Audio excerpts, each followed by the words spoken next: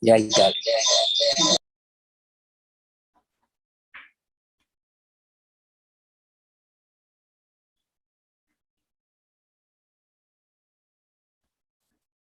All right, we're just going to give it a second to see if more people log in now that the YouTube connection is up.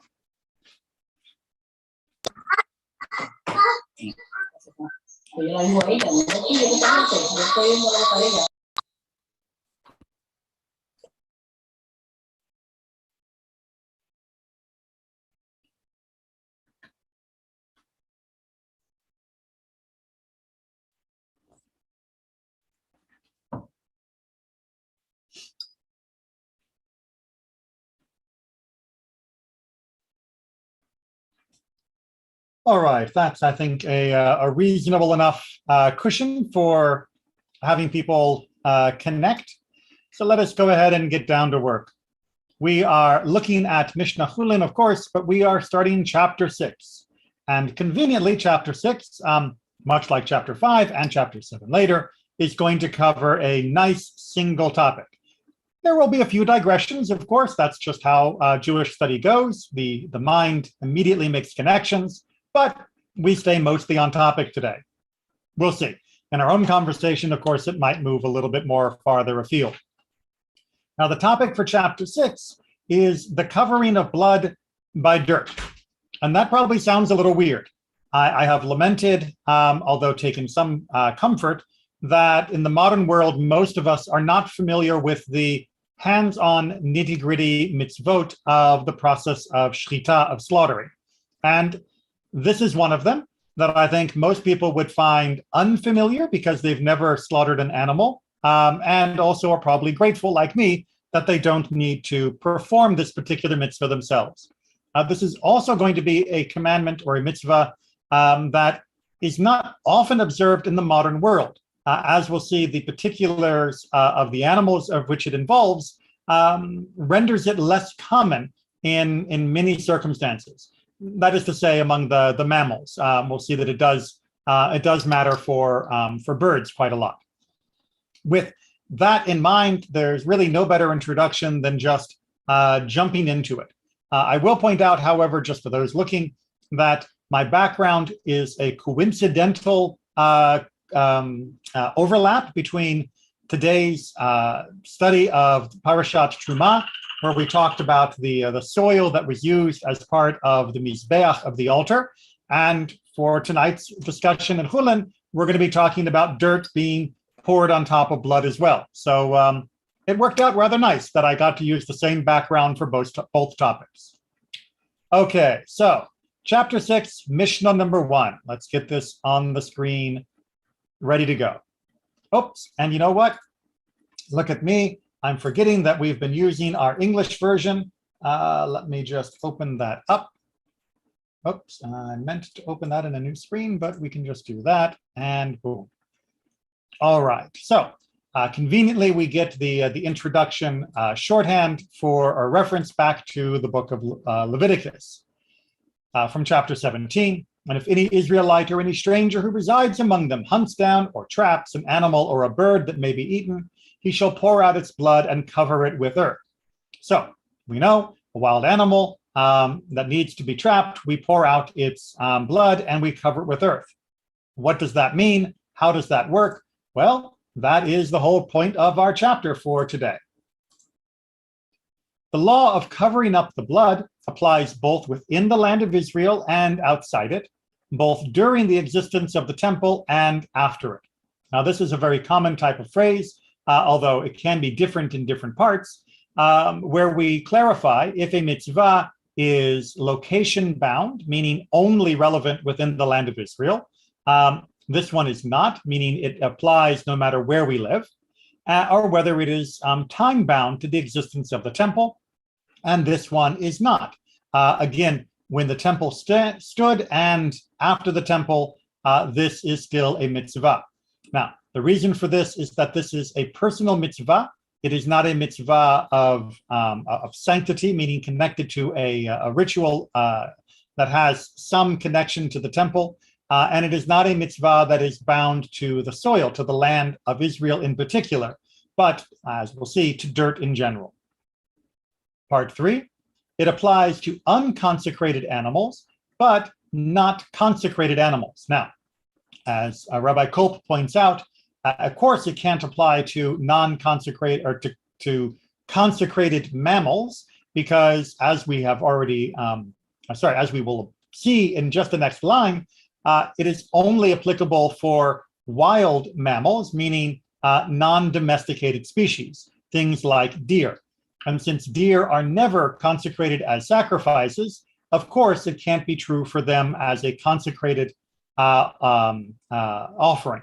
However, with regards to birds, again, it also doesn't apply, even if they are, if they are not, I think I got my double negatives wrong there. It doesn't apply to birds if they are consecrated, but it does apply to birds if they are not consecrated. Meaning if a bird is meant to be sacrificed, then we do not need to perform this mitzvah of covering the blood from the bird, for the blood is collected and used as part of the sacrifice. But if we are eating the bird just as a regular meal, then yes, we have to cover the blood that is drained from the bird from the initial slaughter. Part 4, it applies only to wild animals and birds, as I just inadvertently mentioned prematurely, whether they are at one's disposal or not. So again, it applies to a wild animal, like a mammal, again, like a deer, but it would not apply to a sheep or to a cow. And it applies to birds that are also trapped and that we then will perform the mitzvah on behalf of them, or with their slaughter. Paragraph 5, or rather sentence 5, it applies also to a koi, for it is not known, for it is an animal about which there is doubt. So we're not actually 100% sure, and that goes all the way back to the time of the rabbis, of whether or not this koi was considered to be a wild animal or a domestic animal. It is on the border. It is generally considered to be a type of hind, similar to a deer, but there is doubt of whether it is domesticated or wild, and therefore they err on the side of caution, just in case it is definitively a wild animal. When it is slaughtered, the blood has to be poured out and covered in accordance with this mitzvah. Sentence 6, it may therefore not be slaughtered, meaning the koi, on a festival, and if it was slaughtered on a festival, one may not cover up its blood. Now, because it is potentially not a wild animal, meaning a domestic animal, then we cannot say for certain that we have to perform the mitzvah of covering up its blood. Because we can't say for certain, we therefore cannot move the dirt, which would be considered muktzah, which if you go back to our series on Shabbat, you'll remember some of our conversation from that, which means it is not available to be used during Shabbat or Yom Tov. We cannot pick up the dirt and use it. So because it's in this in-between category, there are stringencies that will be required of it on both sides. It might be domesticated, it might not be domesticated, and thus, in a sense, it gets the worst of both worlds. We have requirements and limitations that come from both directions because of the safek, because of the doubt. All right, and that is the end of Mishnah 1 from chapter 6. Questions or comments? It is a pretty matter-of-fact kind of Mishnah, so if there's no questions coming up, then let's go ahead and look at Mishnah number 2. Rabbi, I actually have a question. Oh, yes, Aaron? Is the reasoning for dumping the blood, it has something to do with the life force, right? Okay, so going back to the idea of the mitzvah at all, of why are we performing this mitzvah? The first answer is always going to be because it was commanded. The Torah is explicit that for these animals, we do this mitzvah. However, we don't do it for the other animals, meaning the domesticated animals. So if it were only a matter of always covering the blood of any animal that we slaughtered, then indeed we might consider it to be running along the same lines of why we don't eat blood in general. The idea that it has the nefesh, the spirit of the animal, the life force, and that we must respect, honor, and keep that separate from us as humans, that would be perfectly fine. However, the covering up is a little different because the covering up of the blood of these types of animals is not required if we are slaughtering a domesticated cow, sheep, goat. So it's not universal.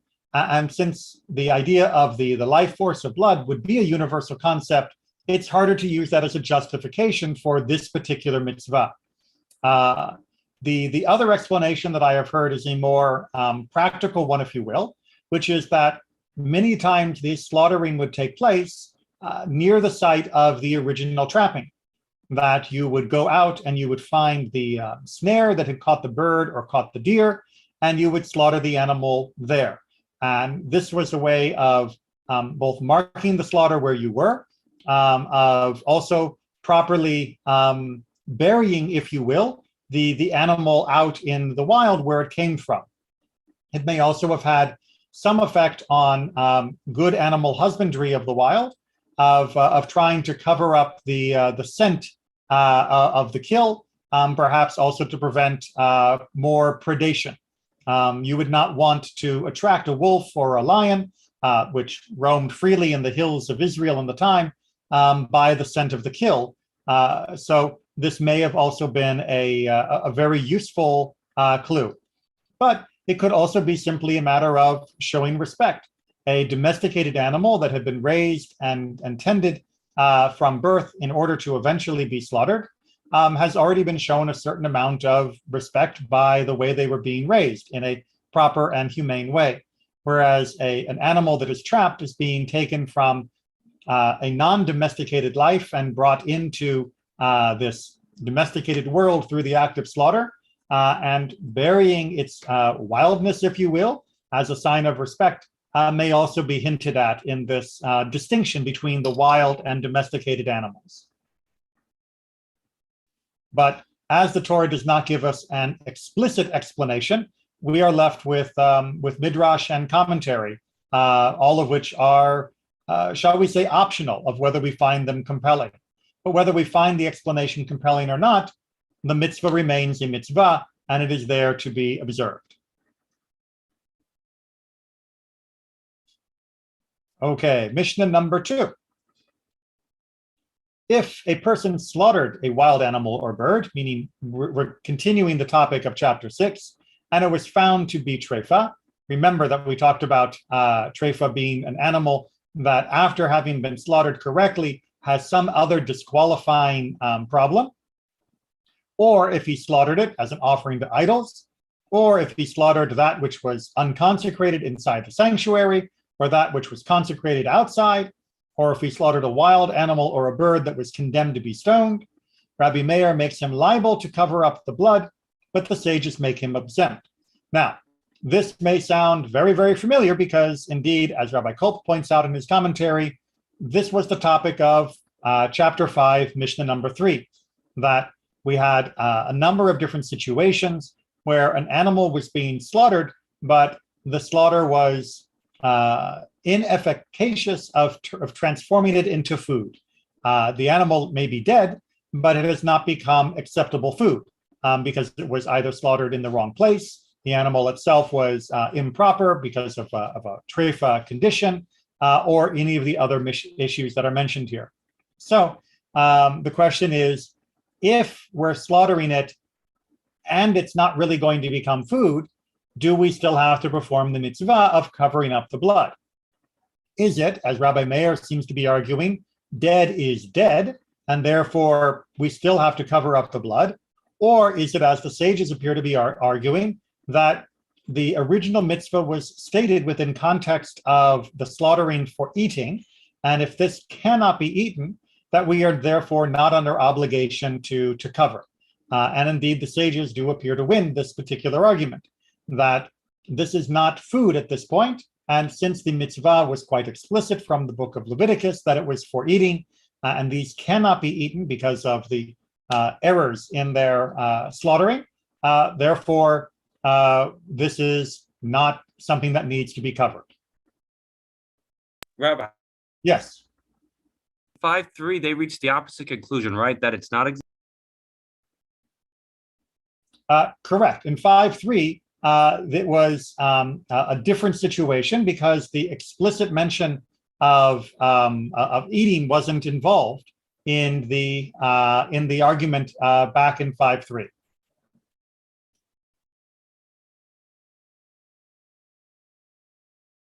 All right. Mishnah 6.3. All right. So as Rabbi Kolp reminds us, way back at the beginning of the Masechet of the tractate of Chullin, we learned about whether or not a deaf mute, an imbecile, which is, again, it's not just somebody that is not clever, but somebody with a diagnosable mental illness or mental retardation, or somebody that is a minor, meaning under the age of maturity, pre-bar mitzvah, that they could slaughter, but their slaughtering would only be considered valid if they were also being watched by someone else that is ensuring that what they did is right. Meaning that if there is a guardian nearby supervising, then we can assume that the guardian would have stopped if it had been wrong, or would have invalidated the meat if it had been done wrong. And we can also assume that if no one is watching, that these people of limited mental capacity cannot be trusted to have done it perfectly right, because it is a little tricky, and therefore we would not accept their slaughtering as kosher without that additional supervising.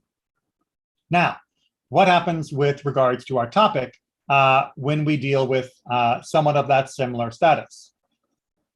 If a deaf mute, an imbecile, or a minor slaughtered while others watch them, one must cover up the blood. But if they were alone, they are exempt from covering it up. So following on from the logic of the first section of chapter 1, if somebody was watching them, then we can assume that the slaughtering was valid and that the food is therefore food. And thus, because of the mitzvah of covering it up when we slaughter them to eat, we would cover up the blood. If they were alone, then they are not required to do so because it is not really fit food, because these people of diminished mental capacity cannot be assumed to have done it, correctly. So that should sound very similar to the same issues that were involved in the Mishnah 2. Part 3, or rather paragraph 3 of this commentary. Similarly, for the matter of it and its young, which you may remember we talked about in chapter 5, meaning not slaughtering the animal and its child on the same day. If they slaughtered while others watched them, it is forbidden to slaughter after them, the mother and the young. But if they were alone, Rabbi Meir permits to slaughter after them, the mother and the young, but the rabbis forbid it. They agree that if a person did slaughter after them, he has not incurred 40 lashes. So the first half, the idea of slaughtering the mother and the young on the same day, of course, is a prohibited act. But if the first slaughter, whether it was mother or young, was done by one of these diminished capacity butchers, then do we say that we can or cannot follow after them by slaughtering the other animal in the pair? Well, if somebody was watching them, then obviously we are assuming that the slaughtering was done correctly, and thus a second slaughter would be prohibited, meaning slaughtering the other animal in the pair. But if they were alone, well, we've been saying now and have said earlier that we cannot assume their slaughtering was correct. However, here, the issue is it a slaughter or not a slaughter? Well, Rabbi Meir permits to slaughter after them because the first slaughter was inadequate. It was inefficient. It was not an actual shchita, technical slaughter. It was merely killing. And as we talked about in chapter 5 last week, merely killing does not trigger the conditions of this particular mitzvah of not slaughtering them on the same day. However, as good as that logic is, the rabbis forbid slaughtering the second animal of the pair, even if the first animal was slaughtered by one of these diminished capacity butchers. However, they do think that if somebody went ahead and slaughtered the second one of the pair anyway, following after somebody who was diminished capacity as the first butcher, that they have not transgressed the mitzvah explicitly in its core, and thus they are not liable for the makot, for the lashes, the punishment for having done so. So the rabbis say, don't do it, but you're not going to be punished for doing it because technically it isn't the exact form of transgression. So in a way, Rabbi Meir and the sages do actually agree on this. They just disagree on that it's not technically a violation of it and its young, but they disagree on whether or not that means it's okay, or whether that means it's not okay, but you can't technically be punished for it. And that's where they draw the distinction. Questions, comments? Is that clear enough? Just slowly slide through the commentary from Rabbi Kolb for people that don't have easy access to Sefaria and would like to pause and read his commentary, which explains it in more detail than I might have done. All right, Mishnah 4 from chapter 6. If a person slaughtered 100 wild animals in one place, one covering suffices for all. If he slaughtered 100 birds in one place, one covering suffices for all. So what is going on here is the mitzvah says that you will cover the blood. It doesn't necessarily mean that you have to cover all of the blood from all of the animals that might have been slaughtered in some mass butchering. Instead, covering up once fulfills the mitzvah for the slaughtering of the animals. However, part 2, if he slaughtered a wild animal and a bird in one place, one covering suffices for both, meaning that even though they are two categories of animals, and you might have thought, since they are two categories of animals, we would have to do a covering for the mammal and a covering for the bird. No, one covering suffices for both, since they are both brought together in the original mitzvah. Rabbi Yehuda disagrees. Rabbi Yehuda says, if he slaughtered a wild animal, he should cover up its blood and then slaughter the bird and cover it up also. So he is arguing that rather than slaughtering multiple different animals and then covering the result afterwards, where it is mingled together, instead, one should slaughter one and cover, one should slaughter the other and cover. This way, almost ensuring that one would have to cover up for the second one, almost sort of deliberately doing it less efficiently in order to make sure that you are not accidentally violating what could be considered a doubtful right to cover both at once. And part 3, just get as much as I can on the screen. If a person slaughtered and did not cover up the blood, and another person saw it, the other must cover it up. Now, since we are looking at a mitzvah, a commandment that is tied to the slaughter and preparation of the animals, we might have thought that it is therefore only required, only on the shoulders of the person who actually takes the knife and does the slaughtering. However, since it is talking about the covering up as a general requirement of the blood of one of these animals, we should feel, and indeed we are obligated, regardless of whether we are the one who slaughtered it or not. Quite literally, we are cleaning up someone else's mess. Now, that may sound very incongruous to modern American independent individualistic society, but the idea that sometimes we have to clean up someone else's mess is part of being in a shared community. It is also about seeing that when something is done wrong, that it's not just enough to blame someone else for it and punish them for their mistake, but we also do need to fix the problem. This doesn't mean that the first person wasn't wrong, but it does mean that if we see it, we have to take care of it. Now, I find this to be a very powerful metaphor for the modern world, not only for shared commandments, such as our responsibility to maintain a proper, clean and holy environment for all of our people around the world, but also with regards to the shedding of blood more metaphorically, meaning that if somebody has committed a crime and it doesn't look like justice is going to be done, then we have to clean up the mess. That we are responsible for not covering it up in the American idiom of hiding the truth, but for cleaning it up, meaning for making sure that the situation is properly dealt with. In those cases, of course, that means pursuing justice, as we are commanded to do. But that is perhaps a little bit more metaphorical. Obviously, here we're talking about the literal covering up of the blood with the dirt. Part 4, if he covered it up and it became uncovered, he need not cover it up again. The mitzvah is to cover it. The mitzvah is not to keep it covered. Now, that's an important distinction, because once you have completed the mitzvah of actually covering the dirt that first time, then you need not be concerned that it might become uncovered, either by wind or rain or a wild animal or something else that inadvertently causes the dirt to move and the blood that had been covered to become uncovered. If we thought that the blood had to remain covered at all times, then we would be locked into watching that patch until we were certain that the blood had completely seeped into the ground and can no longer be visible. That would be quite a different requirement and quite a different circumstance.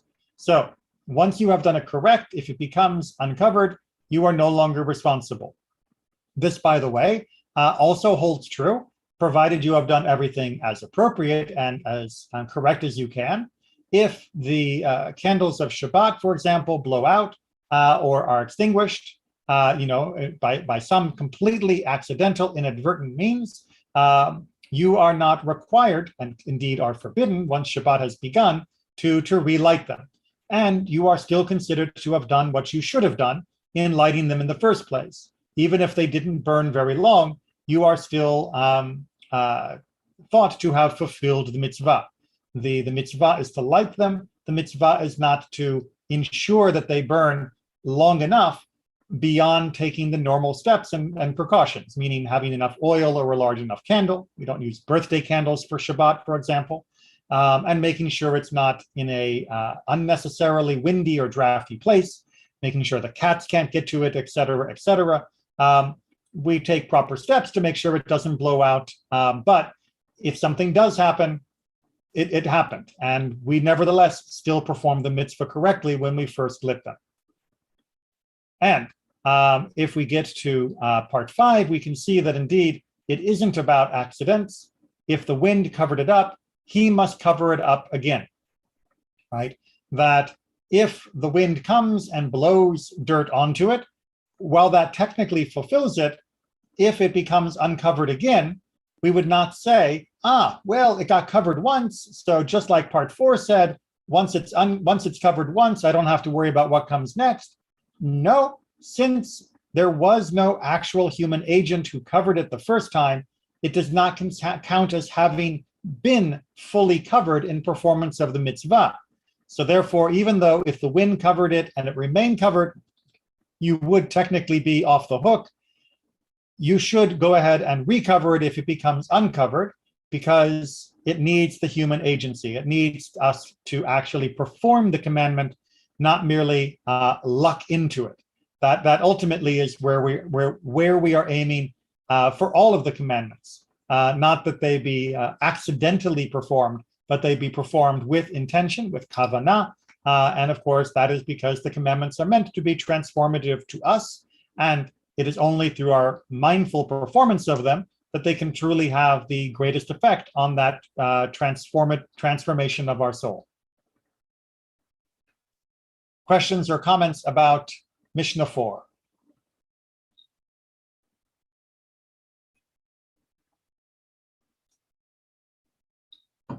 Okay, Mishnah 5. As Rabbi Kolp points out, we're going to be dealing with mixed substances with regards to this mitzvah. If the blood became mixed with water and it still has the color of blood, it must be covered up. All right, so what is the concern here?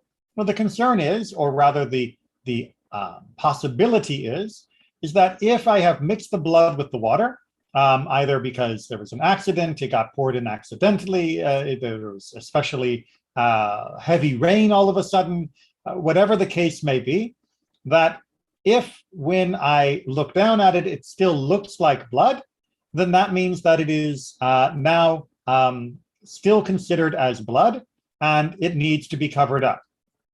However, if I look down and the water-blood mixture has now shifted well away from the color of blood, very easy to happen if it was a small bird that had been slaughtered, for example, then I do not have to cover it up because now it is considered to become more water than blood, and it is no longer necessary to cover it. It is no longer the explicit mitzvah of covering the blood. One more wrinkle. If it became mixed with wine, the wine is to be regarded as though it was water, right? So the question here would be, well, what happens with wine? Since most wine in the ancient world was red wine, would I consider the same standard? After all, red wine is, well, red. So perhaps I therefore would never be off the hook for needing to cover it, because the redness of the blood-wine mixture will never be diminished. No, says the Mishnah, the wine should be regarded as though it were water, meaning that we will analyze the mixture as, well, if it is now this wet with wine, if it were to be similarly that wet with water, would it be so diluted that we would no longer be able to see the redness of the blood in a water mixture?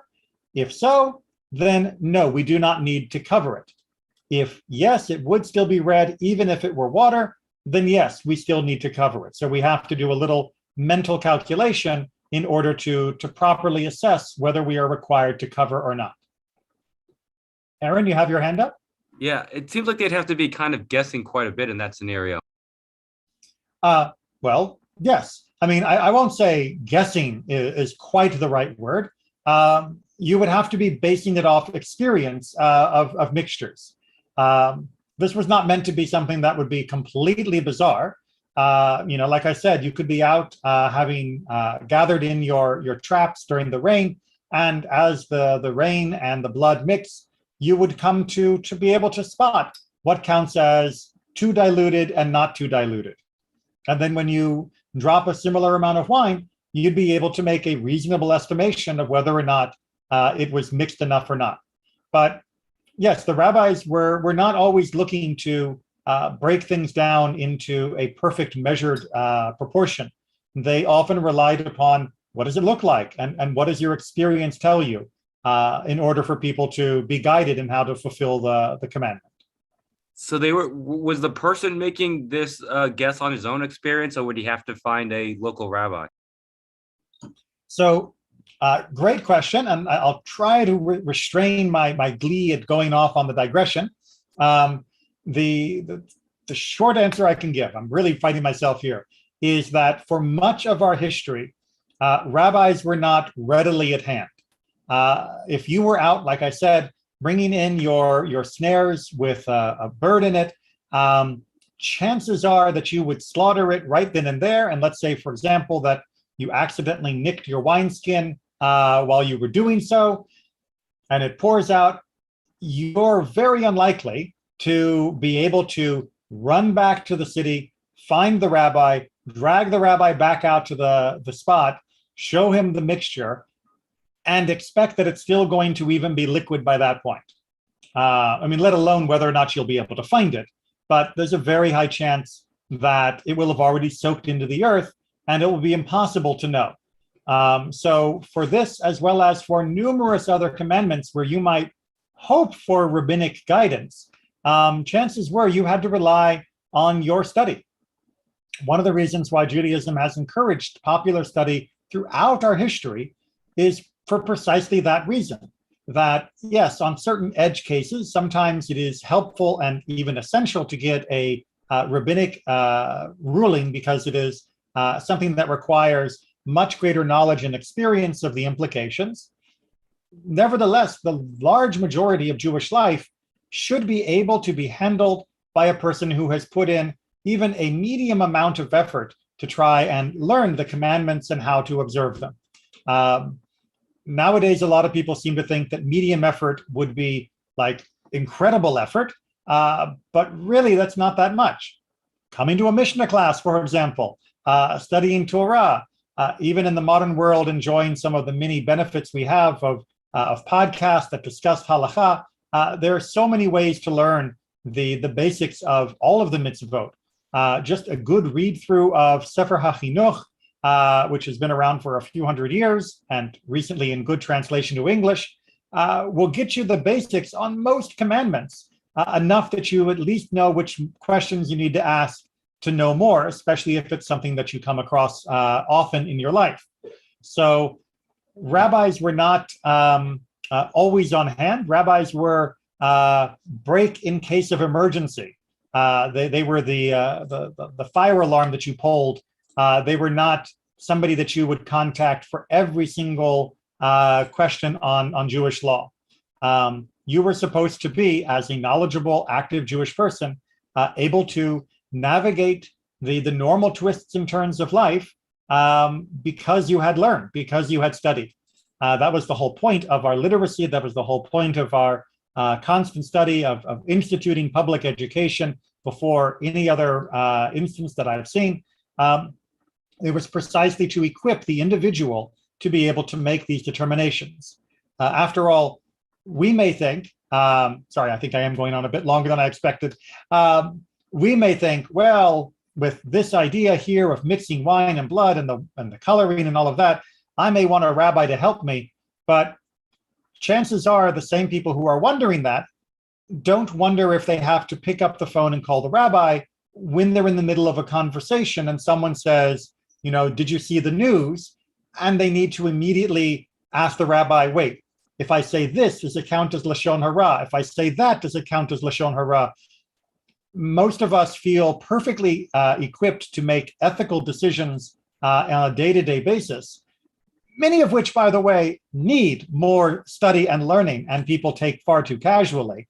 But we feel reluctant to make decisions on so-called ritual matters and would like to bow to a rabbi.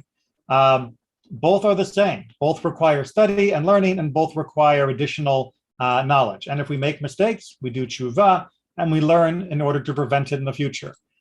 So if you're not sure, by all means, you can check with a rabbi, but the ultimate goal is to learn how to be sure in more and more of your life so that you are not constantly running for an answer, but instead are able to act with confidence and with speed to fulfill commandments. Sorry for the additional sermon. It's a topic near and dear to my heart that Judaism expects a lot from each of us. We don't offload the difficult questions and heavy spiritual lifting to a priestly rabbinic class like some other faiths do. We are each commanded to rise up and to shoulder the responsibility of our own life.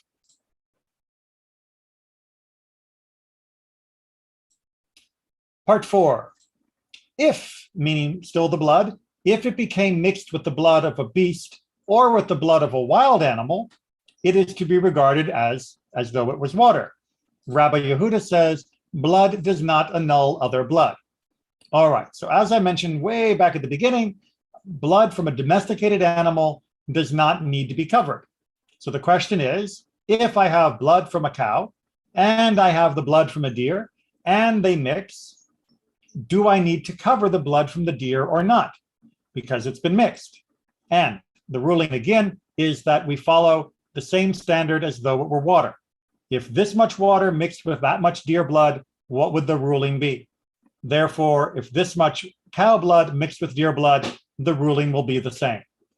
Rabbi Yehuda, on the other hand, says, no, that blood is blood, and you can't ever consider like diluting one blood with a different blood. If it's all blood, even though much of the blood, perhaps the vast majority of the blood, comes from a domesticated animal and therefore is not required to be covered, it still counts as blood, and it needs to be covered. Yes, sir. If you cover up the majority of the blood from where you spilt the blood, and some of it, I guess, makes its way into wine or another animal's blood, does it make a difference on that you have to cover it up? I'm not quite sure. Let me see if I got the question right. So you have the blood of a deer. We'll just use the deer blood, and we'll use deer and wine as the example because you mentioned the wine. You have deer blood, and you've covered up a lot of it, but some of the blood also gets into a mixture of wine. Is that what you're saying? Yes, that's what I'm saying. Yeah. What was that? That was the question? Yes? Yes, that was the question. Okay. So if you have fulfilled the commandment of covering the blood, and then some of it becomes uncovered and mixes with the other substances, then no, you don't have to do a recover, regardless of what happens. Just as if the wind completely blew away the dirt that you had put on the initial covering, you wouldn't have to recover that either. No, actually, that was kind of off. I meant, like, I thought you only had to cover up the main portion of the blood, and if some splatters somewhere else, you don't necessarily have to cover it up. Okay, yes. I think we will be talking about like the local blood versus the more splattery blood in just the next Mishnah, if I'm trying to remember the exact sequence. But yes, if you have covered the actual main blood that is the mitzvah, not every little splatter drop that's gone around, or indeed, as we'll see, the blood on the knife, then you do not need to be concerned with what happens to the extra blood that gets mixed with other substances, or indeed at all in other places.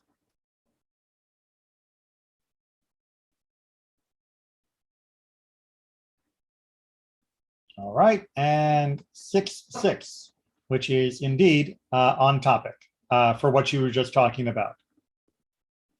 The blood which spurted out and that which is upon the knife must also be covered up. Now, you may see that this sounds like I'm contradicting what I just said, but that's because I had to explain the last Mishnah with the totality of this Mishnah. But let's start off with what we've got here.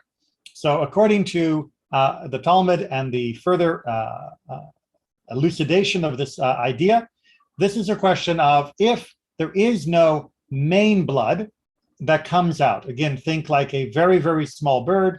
You slice its neck, and it's not exactly a geyser of blood. It's just a little that comes out and a little bit on the knife. So what do I do? Well, in a circumstance like that, we cover up the splurts and we would cover up the knife, meaning the blood that was on the knife. Indeed, as Rabbi Yehuda explains, much to what I just described, when there is no other blood but that, meaning this is the case that we're dealing with. But when there is other blood besides this, it need not be covered up.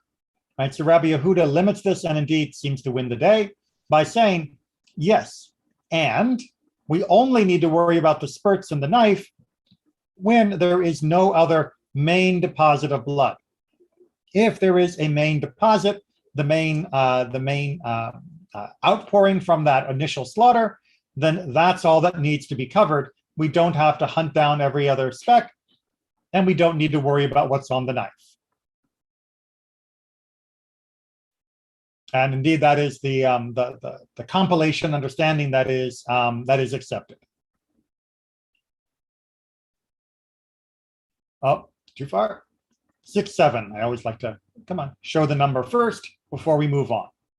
So we have to actually answer the question that I'm sure has been burning at the back of your mind ever since we began tonight. You keep saying we have to cover it up, but what are we covering it with? Here we go. With what may one cover up the blood? And with what may one not cover it up? Good question. One may cover it up with fine dung, with fine sand, with lime, with white clay, or a brick, or an earthenware stopper of a cask that have been ground into powder. So what they are talking about in all of these is that these are fine substances. They have been ground, powdered. They are, well, sandy. They are dirty. They are what you would think of when somebody thinks about dirt, like the picture behind me. All of these things aren't dirt. They aren't technically just like farmer soil, topsoil dirt, but they all have a very similar consistency. And more generically, the idea is that they all are growable, meaning that these are all things that could have something growing in them. And that is the definition that they're going to use as their catch-all. On the contrary, just a second, but one may not cover it up with coarse dung or coarse sand, or with a brick or an earthenware stopper of a cask that have not been ground into powder. You can't just drop a brick on top of the blood and say, there, I covered it with earth or dirt, because hey, what are bricks made of? They're made out of dirt. Boom, dirt, brick, same thing. No. When it said cover it with earth, it meant earthen-like form, not only originally from earth, but now it's just a couple of clumps, or now it's an entire brick, or now it's been cast into a stopper. It has to be powdery. It has to be fine. It has to be ground up. It cannot be just big clumps. Likewise, even if it is an earthenware vessel, one may not cover it with a vessel. You can't just take a pot and go thump, there, I covered the blood. It has to be covered by something that has the general appearance, texture, like dirt. Indeed, as I hinted at before, Rabban Shimon ben Gamliel stated a general rule. One may cover it with anything in which plants would grow, but one may not cover it with anything in which plants would not grow. So his general summation is a pretty good rule of thumb. I'm not going to drop a seed on the top of a brick and expect it to grow. I'm not going to drop a seed on the top of a couple of pottery shards and expect it to grow. I'm not going to drop a seed even on a couple of large clods of dirt. I need to drop it on something that it can move through and into and down. That's what we mean when we say dirt. So that is what the Torah means when the Torah means cover it with dirt.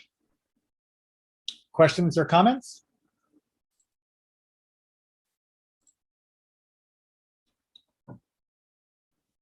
All right. Well, that is the end of chapter 6, and I am, I think, going to stop here because chapter 7 begins the Gira Nashe, the sciatic nerve issue within regards to kosher slaughter, well, kosher butchering, technically. And as this is going to require a little bit of backstory plus anatomy that I will want to be fresh in your mind throughout the chapter, we're going to go ahead and wait until I can do that all as one unit. I don't want to give you the backstory now and a little bit of anatomy and then have to reteach it when we start up again next Wednesday. So we will leave it there for now, and I will bid you a good night and a happy study. And hopefully you all either have had a good dinner or will be having a good dinner. So please take care of yourselves and each other. Thank you, Rabbi.